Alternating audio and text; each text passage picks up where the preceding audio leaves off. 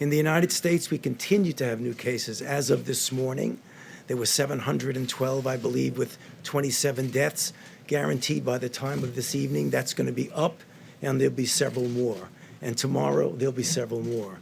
So we realize that this is something, obviously, that we've been saying all along, that we're taking very seriously. Now the question is, what are we going to do about that? And there are a number of things that one can do in order to blunt it. If you look at the curves of outbreaks, they go big peaks and they come down. What we need to do is flatten that down. That would have less people infected. That would ultimately have less deaths. You do that by trying to interfere with the natural flow of the outbreak.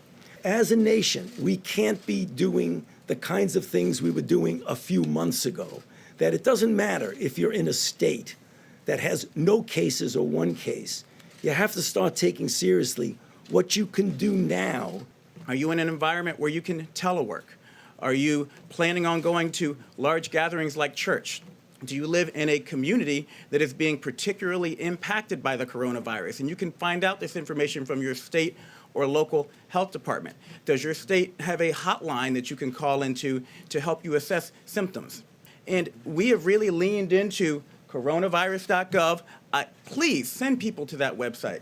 We've put the tools on there for individual groups, specific audiences, so that people can understand how to stay safe. If we follow this prescription, we will overcome the coronavirus. As Dr. Fauci said, we will see more cases.